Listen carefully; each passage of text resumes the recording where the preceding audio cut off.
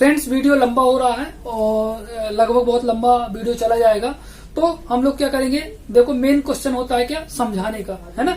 PDF वगैरह मैं आपको व्हाट्सएप पे भेज दूंगा, है ना, तो उससे आप लोग देख लेंगे, जो भी होगा या कमेंट करिएगा तो मैं आपका सोल्यूशन करूंगा। मेन होता है समझाने का तरीका टीचर का, है ना। और तो हम क्या करेंगे, अभी हमारे क्वेश्चन काफी बचे हुए हैं, तो हम लोग क्या करेंगे, ऐसे ही डिस्कस करेंगे और जो भी प्रॉब्लम हो आप कमेंट कर सकते हैं, ठीक है। तो हमने कहा क्वेश्चन कर लिया था, कितने क्वेश्चन हो गए थे, 6 क्वेश्चन हो गए थे, 18-19 क्वेश्चन है। और ये 18-19 एक क्वेश्चन में अपन 5 से 10 क्वेश्चन वैसे भी डिस्कस कर रहे हैं, तो बहुत सारा हो जाएगा, है ना। तो अगला क्वेश्चन है, भारत का दूसरा सबसे लंबा केबल ब्रिज, भारत का दूसरा सबसे लंबा केवल स्थित 8 लेन जुआरी ब्रिज हाल ही में किस राज्य में शुरू किया गया, है ना। ये क्वेश्चन आपने हो सकता है अगर करंट अफेयर्स में पढ़ो। इंग्लिश की बात करें तो इंग्लिश में मैं आपको पढ़ के बता रहा हूँ। India second longest cable stayed 8 line Zuari bridge has been recently commission in which state. तो ऑप्शन है गुजरात, महाराष्ट्र, गोवा, केरल। आप लोग बताएं, इसका आंसर है गोवा। इसका आंसर क्या है, गोवा। जैसा कि आप लोग इसको ऐसे याद कर सकते हैं कि जो केबल ब्रिज है वो 8 लाइन वाला कहाँ बना है, गोवा में बना है। और कौन सी नदी पे बना है, जुआरी नदी पे बना है, और इसका नाम है जुआरी ब्रिज, ठीक है। इसके बाद आगे डिटेल की बात करें, रोहित कर दे, ठीक है। आगे इसकी डिटेल की बात करें तो जो सबसे लंबा केबल ब्रिज है, सबसे लंबा केबल ब्रिज बना था हमारा गुजरात के भरूच में सबसे लंबा फर्स्ट जो था वो गुजरात के भरूच में बना था। सेकेंड जो नंबर का है वो है अपना जुआरी नदी पे गोवा में, और जिसका जुआरी नदी पे है गोवा में, है ना, 8 लाइनर है। अगर आपसे क्वेश्चन पूछ दिया जाए कि सबसे ऊंचा, ये तो लंबे हो गए, पहला गुजरात के भरूच में, दूसरा हो गया आपका जुआरी नदी पर गोवा में, ठीक है। अगर पूछ लिया जाए आपसे सबसे ऊंचा, तो सबसे ऊंचा बना है चिनाब नदी में कहाँ पे, जम्मू कश्मीर लद्दाख में आता है ये, है ना। सबसे ऊंचा ब्रिज है जो कि एफिल टावर से भी ज्यादा ऊंचाई पे है, ठीक है। वहां पर आपको बादल नीचे आएंगे और जो ब्रिज है जहां से ट्रेन गुजरेगी वो ऊपर आएगी, ठीक है। तो इससे ये क्वेश्चन भी बन सकता है, नदी पूछ सकते हैं सबसे ऊंचा कौन सी नदी पे, तो चिनाब नदी पे है। अब गोवा से हम और भी क्वेश्चन बना सकते हैं। तो गोवा के सीएम इस समय कौन है, प्रमोद सावंत जी हैं। गोवा के सीएम इस समय कौन है, प्रमोद सावंत जी हैं। और राज्यपाल श्रीधरन पिल्लई जी हैं। राज्यपाल कौन है, श्रीधरन पिल्लई जी। अगला क्वेश्चन 8 नंबर पे स्टॉप करना था, क्या है भाई, पढ़ना लिखना नहीं है। हाँ, 8वां क्वेश्चन है, 8 क्वेश्चन। पशुओं के लिए हाल ही में भारत के पहले आईवीएफ मोबाइल यूनिट की शुरुआत किस राज्य में की गई, ठीक है। इंग्लिश में बात करें, इन विच स्टेट है the India first IVF mobile unit for centre cattle मतलब पशु, कैटल बीन लॉन्चेड रिसेंटली, ठीक है। इसके ऑप्शन है महाराष्ट्र, उत्तर प्रदेश, एमपी और गुजरात। इसका आंसर होगा गुजरात। फर्स्ट स्टेट बना है जो कि आईवीएफ मोबाइल यूनिट सेवा देगा। आईवीएफ का फुल फॉर्म क्या होता है, इनविट्रो फर्टिलाइजेशन। इसमें क्या होगा, अगर क्वेश्चन आपको समझ में ना आया हो तो इसमें देखो क्या होगा कि जो पशु हैं, पशुओं के लिए जो मादा के अंडाणु और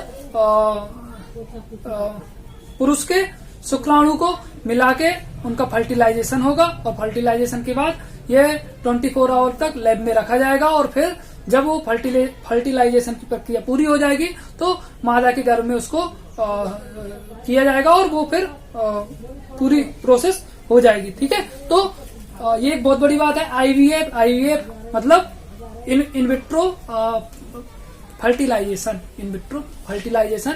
करने वाला पहला राज्य कौन सा है, तो पहला राज्य हो गया अपना गुजरात।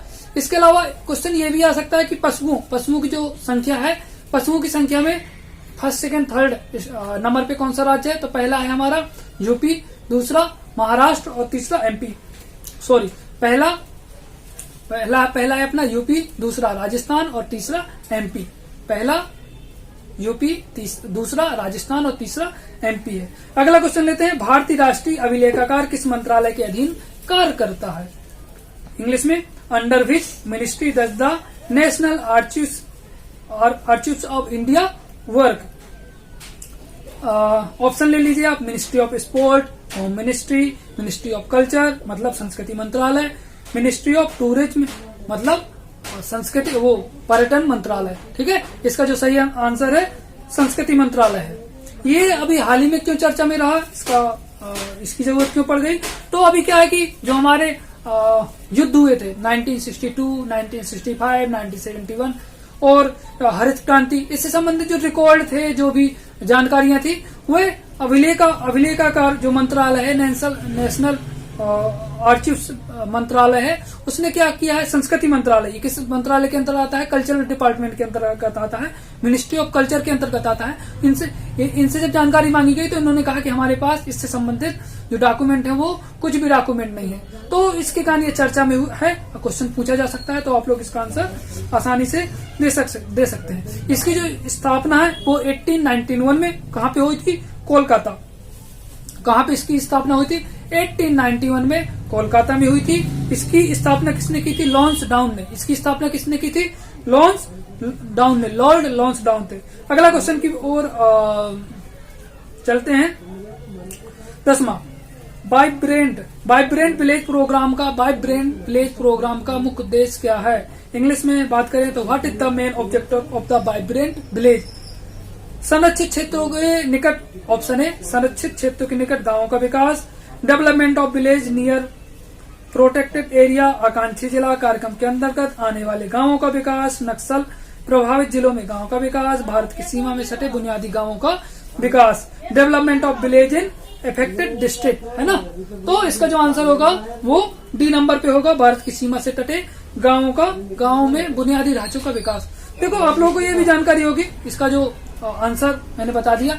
इसका जो इनॉग्रेशन है, इसका जो उद्घाटन है वो किसने किया है, गृह मंत्री अमित शाह जी ने किया है। ठीक है, वाइब्रेंट विलेज का जो सीमा से लगे गांव है। जैसे कि आप सभी ने देखा होगा, जब हम पाकिस्तान बॉर्डर, चाइना बॉर्डर में देखते हैं, आए दिन यहाँ पे गोलियां चलती रहती हैं, जम्मू कश्मीर लद्दाख वाले हिस्से में, तो जो उससे सटे हुए गांव है वहां पे ना तो उनके जो घर बनते हैं, कभी गोलियों में कभी बम में, है ना, और वो आए दिन वहां से जब गोलियां चलती हैं तो उनके पशुओं को भी नुकसान होता है। मतलब आए दिन वो क्या रहते हैं, प्रभावित रहते हैं, परेशान होते रहते हैं। तो उनके काम करने के लिए जो भी बॉर्डर से सटे गांव है, उनको गांव वालों को सुरक्षा और उनको मदद करने के लिए ये भारत सरकार ने एक बहुत अच्छा निर्णय लिया है, जो कि जिससे उन लोगों की मदद होगी। तो ये क्वेश्चन आ सकता है। ठीक है, अगले क्वेश्चन की बात करें। सरकार ने आयुर्वेद में अनुसंधान और विकास को बढ़ावा देने के लिए कौन सा कार्यक्रम शुरू किया है।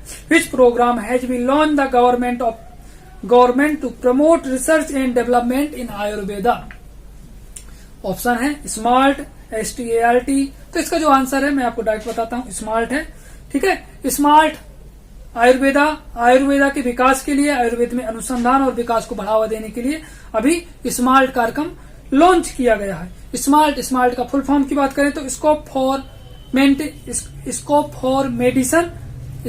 फॉर देखो एस से बनेगा स्कोप फॉर, में से मेडिसन, ए से आयुर्वेदा, आर से रिसर्च एंड ट्रेनिंग और प्रोफेशनल। ठीक है, तो ये क्या हो गया, स्मार्ट का हमारा फुल फॉर्म हो गया। जो दवाइयां वगैरह बनाता है वो कौन बनाता है, NCISM बनाता है। इसका फुल फॉर्म क्या होता है, national commission for Indian system medicine, national commission for Indian system medicine. अगले क्वेश्चन की ओर आते हैं। भारत के 78वें ग्रांड मास्टर कौन है, भारत के 78वें ग्रांड मास्टर कौन है। Who has become the 78th grand master of India. तो अगला क्वेश्चन है, ऑप्शन है राहुल श्रीवास्तव, प्रणव आनंद, अटल आनंद मित्तल और कौस्तु चटर्जी। तो इसका जो आंसर है वो है ऑप्शन डी, कौस्तु चटर्जी। इन्होंने क्या किया है, इस साल 78वें ग्रांड मास्टर शतरंज में जीता है। इसके अलावा इनका जो जन्म है वो कलकत्ता में हुआ है, इनकी जो उम्र है वो 19 ईयर में हुई है। इससे एक क्वेश्चन और बन सकता है कि भारत का फर्स्ट जो ग्रांड मास्टर जीता था उनका क्या नाम था, तो आनंद विश्वनाथन नाम था। ठीक है, सबसे कम उम्र के ग्रांड मास्टर विजेता भारत से कौन थे, तो अभिमन्यु मिश्रा थे, जिनकी उम्र 12 साल थी। ठीक है, तो ये सब क्वेश्चन पूछे जा सकते हैं। आप लोग वीडियो को दोबारा करेंगे तो आप लोगों को याद हो जाएगा, क्योंकि वीडियो लंबा चले जाएगा और हमारे पास पीडीएफ वगैरह कुछ ऐसा है नहीं है, क्योंकि बोर्ड में भी है तो उसके कारण थोड़ा सा प्रॉब्लम आ रही है। अगर यहाँ पे पीडीएफ में सब क्वेश्चन आते होते तो और अच्छे से मैं आपका कैमरा साइड मुड़ करके अच्छे से बता पाता, लेकिन हमारे पास पीडीएफ है नहीं है, मोबाइल में है और मोबाइल पे दिखाना पॉसिबल नहीं हो पाएगा। लेकिन मैं समझा रहा हूँ तो समझने में आपको कोशिश हो जाएगी। थोड़ा जल्दी जल्दी इसलिए कर रहा हूँ कि वीडियो लंबा ना हो, ठीक है। कोई भी प्रॉब्लम हो आप कमेंट करें। भारत की पहली अंडर वाटर मेट्रो किस शहर से चालू की गई? इंग्लिश में, India's first under water metro will be commissioned in which city? Option है कोलकाता, उड़ीसा, केरला और वेस्ट बंगाल। तो इसका आंसर है कोलकाता। देखो, सबसे पहले जो हमारी क्या बोल रहा है अभी, पहली अंडर वाटर मतलब वाटर के अंदर जो मेट्रो चलेगी वो कौन चलेगी, कहां से चलेगी? और आंसर है कोलकाता। लेकिन भारत में सबसे पहले मेट्रो की शुरुआत की बात करें तो सबसे पहले मेट्रो की शुरुआत कहां से हुई थी? यहीं से हुई थी, कोलकाता से हुई थी, ठीक है, अंडर वाटर, ठीक है। भारत की पहली मेट्रो कब हुई थी? 24 अक्टूबर 1984 को हुई थी सबसे पहले इसकी शुरुआत, और ये अपना शायद 2024 लगे कंप्लीट हो जाएगी, तो अंडर वाटर ये कंप्लीट हो जाएगी। अगर क्वेश्चन आ जाए कि भारत में कितने शहरों में मेट्रो ट्रेन चलाई जा रही है, तो लगभग 15 शहर हैं जिनमें मेट्रो ट्रेन चलती है। अगली क्वेश्चन की ओर आते हैं। हाल ही में डीआरडीओ ने अपना कौन सा स्थापना दिवस मनाया है? देखो, हम स्टार्टिंग में पढ़ रहे थे जो कि अमेरिका वाला क्वेश्चन था ना, तो अमेरिका आप लोगों को पढ़ना है। अमेरिका की जो एजेंसी है, अंतरिक्ष एजेंसी, उसका नाम है नासा। नासा का फुल फॉर्म और नासा से संबंधित जानकारी आप पढ़ लीजिएगा, क्योंकि वीडियो लंबा हो रहा है। नासा का जो हेडक्वार्टर है वो वाशिंगटन डीसी में है। नासा को ही टक्कर देने के लिए नासा अंतरिक्ष विज्ञान जो भारत में काम कर रहा है, उसका नाम क्या है? उसका नाम है इसरो। इसरो की स्थापना कब हुई थी? 1969 19 जुलाई 1969 में हुई थी। इसरो के अध्यक्ष आप लोग देख लीजिएगा, ठीक है। इसके अलावा एक क्वेश्चन आप इसी से संबंधित याद कर सकते हैं। जब 1958 में किसकी स्थापना हुई? 1958 में स्थापना हुई आपके नासा की। तो डीआरडीओ की भी स्थापना कब होती है? 1958 में, 1 जनवरी 1958 में होती है। क्वेश्चन आ सकता है कि इसने डीआरडीओ ने अभी कौन सा बर्थडे मनाया है? तो 65 बर्थडे मनाया है, मतलब कि 1958 से आप करेंगे अभी 2023 लग, तो 65 ईयर हो रहे हैं, ठीक है। डीआरडीओ का फुल फॉर्म की बात करें तो डिफेंस रिसर्च डेवलपमेंट ऑर्गेनाइजेशन, ठीक है। इसके अध्यक्ष की बात करें तो समीर कामत जी हैं, है ना, समीर कामत जी हैं। और इसरो के अध्यक्ष की बात करें, इसरो के अध्यक्ष कौन है? तो इसरो के हैं आपके माइंड में है, आप लोग कमेंट करेंगे। इसरो के हैं आपके सोमनाथ। इसरो के आपके अध्यक्ष हैं एस सोमनाथ, और डीआरडीओ के हैं समीर कामत। ये अध्यक्ष पूछ सकते हैं। इसरो की स्थापना कब हुई? 19 जुलाई 1969 को। डीआरडीओ की स्थापना कब हुई? 1 जनवरी 1958 को। नासा की स्थापना कब हुई? 1958 को। कौन सा ईयर डीआरडीओ मना रहा है? 65 ईयर मना रहा है, ठीक है। ये सब जानकारी। नासा का हेडक्वार्टर कहाँ पे है? तो नासा का हेडक्वार्टर है आपका वाशिंगटन डीसी में, ठीक है। ये डीआरडीओ जो है रक्षा अनुसंधान से संबंधित जो भी हथियार वगैरह होते हैं वो बनाते हैं। इसरो हमारा क्या करता है? जो मिसाइलें और जो भी अंतरिक्ष से संबंधित जो भी सिस्टम होते हैं, जो मिसाइलें और ये जो लॉन्च होते हैं, वो इसरो करता है, ठीक है। हाँ, एक क्वेश्चन और, मिसाइल मैन के नाम से हम किसको जानते हैं? डॉक्टर अब्दुल कलाम को। जो मिसाइल का प्रक्षेपण होता है वो अब्दुल कलाम द्वीप में होता है, ठीक है, जिसका पहले नाम था व्हीलर द्वीप, अब इसका नाम हो गया है अब्दुल कलाम द्वीप। ये कहाँ पे है? उड़ीसा के तट पर है, ठीक है, उड़ीसा के तट पे है, ठीक है। आपने मिसाइल मैन के नाम से तो सुना ही होगा, मिसाइल मैन जिनको हम बोलते हैं अब्दुल कलाम जी। लेकिन भारत की मिसाइल वुमेन कौन थी? केटी, आप लोग ऑप्शन में आंसर करेंगे केटी थॉमस। जे थॉमसन तो नाम सुना होगा ना, ऐसे ही इनका भी नाम आप याद कर सकते हैं, केटी थॉमस। क्वेश्चन आ सकता है कि भारत की पहली या भारत की मिसाइल वुमेन, भारत की मिसाइल वुमेन कौन है? तो आप लोग बोलेंगे केटी थॉमस, ठीक है। अगले क्वेश्चन, ये हमने इंटरनेशनल से संबंधित और नेशनल से संबंधित कुछ जानकारियां ली हैं, है ना। कुछ 2-3 क्वेश्चन अपन मध्य प्रदेश से संबंधित लेते हैं, ठीक है, और फिर उसके बाद वीडियो को लास्ट करते हैं। क्वेश्चन है, मध्य प्रदेश सरकार द्वारा 2025 तक कितने लाख हेक्टेयर की जमीन की सिंचाई की जाएगी? तो जो मध्य प्रदेश सरकार ने 2025 तक लक्ष्य रखा है वो रखा है 65 लाख हेक्टेयर, 65 लाख हेक्टेयर, है ना, सिंचाई की जाएगी नलकूपों से, नहरों से, तालाबों से, ठीक है। अभी प्रेजेंट में जो डाटा है वो है 45 लाख का, और इसके पहले था 35 लाख हेक्टेयर, 31 हेक्टेयर जो डाटा था वो पहले का था, और अभी जो प्रेजेंट में डाटा आया है वो 45 लाख हेक्टेयर का आया है। और 2025 तक जो सिंचाई का लक्ष्य रखा गया है, आप लोग याद रखेंगे, 65 लाख हेक्टेयर, ठीक है। अगला क्वेश्चन चलते हैं, Madhya Pradesh tourism board, where will Madhya Pradesh tourism board homestay योजना कहाँ से चलाई जाएगी? Where will be homestay scheme be run the Madhya Pradesh tourism board द्वारा होम स्टे योजना कहाँ से चलाई जाएगी? विदिशा, भोपाल, इंदौर और ग्वालियर। तो ये योजना इंदौर में चलाई जाएगी। देखिए, आपको जानकारी होगी कि 9 से 11 तारीख तक हम क्या मनाते हैं? अंतर्राष्ट्रीय प्रवासी दिवस मनाते हैं। क्यों मनाते हैं? क्योंकि गांधी जी 1915 में 1915 में 9 जनवरी 1915 को, देखो ये हिस्ट्री से संबंधित क्वेश्चन हो गया, 9 जनवरी 1915 को गांधी जी दक्षिण अफ्रीका से भारत आए थे, और उन्हीं को याद में हम प्रवासी दिवस मनाते हैं, है ना। अभी कुछ सालों से हम मीटिंगें कर रहे हैं, तो 9 से 11 तारीख के बीच में हम अंतर्राष्ट्रीय प्रवासी दिवस मनाते हैं। इस साल की जो अंतर्राष्ट्रीय प्रवासी दिवस की मीटिंग है वो इंदौर में है ना। होम स्टे ये जो कार्यक्रम लॉन्च किया गया है इसलिए किया गया है कि आप अपने घरों में अच्छे से साफ सफाई और पेंटिंग वगैरह रंगोली करें, जिससे जो लगभग 100 से अधिक देशों से जो मेहमान आ रहे हैं, है ना, वो क्या कर सके, उन लोगों को अच्छा लगे, है ना। तो ये इसलिए ये कार्यक्रम लॉन्च किया गया है, ये इंदौर से कार्यक्रम लॉन्च किया गया है। और आपका इसी, अब देखो 9 से 11 प्रवासी दिवस तो मना लेंगे, लेकिन इसके लिए हमने इन्वेस्टमेंट समिट भी रखी गई है कि भैया यहाँ पे आओ, और यहाँ पे जो भी हमारे इंदौर में अच्छे हैं, या भारत में, मध्य प्रदेश में जो भी है, वहाँ पे आप क्या करो, आप मीटिंग करो और फिर वहाँ पे इन्वेस्ट करो, जिससे लोगों को रोजगार मिले, लोगों को नौकरियां मिले, है ना। जो बिजनेस करना चाहते हैं वो बिजनेस करें, बहुत सारा अच्छा हो, है ना। तो ये इन्वेस्टमेंट समिट भी रखी गई है, ठीक है। इसके अलावा अगला क्वेश्चन हम और लिए लेते हैं। तो आप लोग याद रखें कि कभी कभी आ सकता है अंतर्राष्ट्रीय प्रवासी दिवस कब मनाते हैं, ठीक है। तो 9 से 11 जनवरी के बीच मनाते हैं। 2 क्वेश्चन और बचे हैं।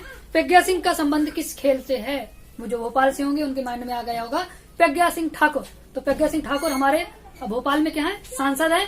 लेकिन मैंने क्या पूछा है, प्रज्ञा सिंह किस खेल से संबंधित है? तो प्रज्ञा सिंह जो है, ऑप्शन मैं आपको बता देता हूँ, तलवारबाजी से है। वो तलवारबाजी को इंग्लिश में क्या बोलते हैं? फेसिंग बोलते हैं, ठीक है। क्या बोलते हैं? फेसिंग। तो ये जो प्रज्ञा सिंह है वह आपके पन्ना जिले से हैं। कहाँ से हैं? पन्ना जिले से हैं। और जिन्होंने क्या किया है, रजत पदक, पन्ना जिले की रहने वाली है, और इन्होंने रजत पदक जीता है, ठीक है, कॉमनवेल्थ गेम में। तो ये क्वेश्चन आ सकता है कि पन्ना जिले से कौन है? पन्ना, पासे पन्ना और पासे प्रज्ञा सिंह, और किससे है? फेसिंग से, तलवारबाजी से संबंधित है। लास्ट का क्वेश्चन करते हैं। मध्य प्रदेश की पहली केक पेस्ट्री की निर्माण फैक्ट्री किस देश कंपनी द्वारा संचालित की जा रही है या बनाई जा रही है? तो the first cake pastry cream manufacturing factory of Madhya Pradesh is being built the company of which country? ये है भैया आंसर इसका, अमेरिका। और ये कहाँ पे स्थापित की जा रही है? तो ये आपकी स्थापित की जा रही है उज्जैन में। तो ये हमारी क्लास कंप्लीट हो गई। मैंने कोशिश की है अपना बेस्ट देने की, और जब हम रेगुलर क्लास लेते हैं तो बहुत सारे जो डाउट हैं, बहुत सारी क्लासेस, बहुत सारा हम क्या करेंगे, उसको रिलेटेड करेंगे। और जब भी आप पढ़ें तो प्रत्येक चीज को हर चीज से रिलेटेड करें। अगर आप अलग अलग सब्जेक्ट पढ़ेंगे तो अलग अलग सब्जेक्ट में कुछ होने वाला नहीं है। तो एग्जाम क्वालिफाई करने के लिए मूल मंत्र यही है कि सभी सब्जेक्ट को रिलेटेड करें और जोड़ के पढ़ेंगे तो जरूर आप एग्जाम में क्वालिफाई करेंगे। मेरी आपको ढेर सारी शुभकामनाएं। मिलते हैं अगली क्लास में। Thank you very much.